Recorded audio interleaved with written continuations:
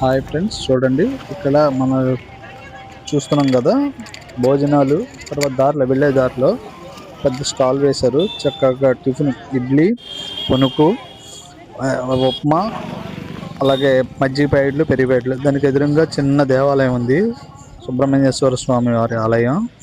చూడండి ఫ్రెండ్స్, అలాగే అక్కడ కూర్చొని తినడానికి కూడా వెసులుబాటు వేశారు. బేసిక్గా మా పశ్చిమ గోదావరి జిల్లా వాళ్ళకి భక్తి ఎక్కువ. ఆ భక్తికి తగ్గట్టుగా అన్ని ఏర్పాట్లు చూసారు, ఎంత ఘనంగా చేశారు. తాగడానికి టీ ప్లస్ వాటర్, మజ్జిగ ప్యాకెట్లు ఇలా అన్ని చక్కగా ఇచ్చి శివభక్తిని చాటుకున్నారు. వీళ్ళకి అందరికీ మంచి జరగాలని మేము కూడా కోరుకుంటున్నాం. అలాగే ఇది ఒకటే కాదండి, ఇలా దారి పొడుగున ఇక్కడైతే ఏకంగా మందు బిళ్ళలు, కాళ్ళు నడిచి వచ్చిన వాళ్ళకి కాళ్ళు నొప్పులు వస్తే ఆయింట్మెంట్ రాస్తున్నారు. తర్వాత స్ప్రేలు కొడుతున్నారు, మందు బిళ్ళలు ఇస్తున్నారు.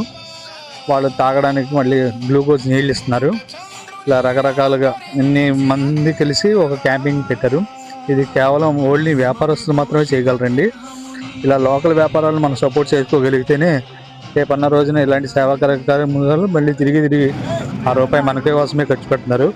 మనం ఆన్లైన్ చేయడం వల్ల, ఆన్లైన్ షాపింగ్లో వీటిలో కొనడం వల్ల మనకు వచ్చేది ఏముండదండి.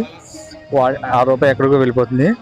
మన లోకల్ వ్యాపారస్తులు మనం సపోర్ట్ చేసుకుంటే ఇలాంటి కార్యక్రమాల్లో తిరిగి ఇలాంటి దైవభక్తికి ఇలాంటి కార్యక్రమాలు, వినాయక చవితి అప్పుడు ఇలా భోజనాలు పెట్టేది మళ్ళీ మన కోసమే ఖర్చు పెడుతున్నారు.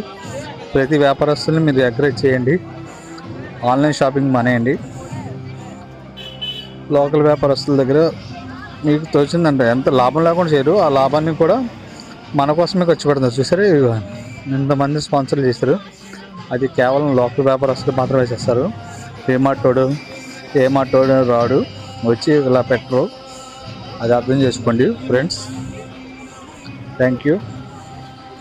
చూడండి, ఇంత స్వచ్ఛందంగా ఎవరైనా చేస్తారా? ఓన్లీ పశ్చిమ గోదావరి జిల్లాలో మా యొక్క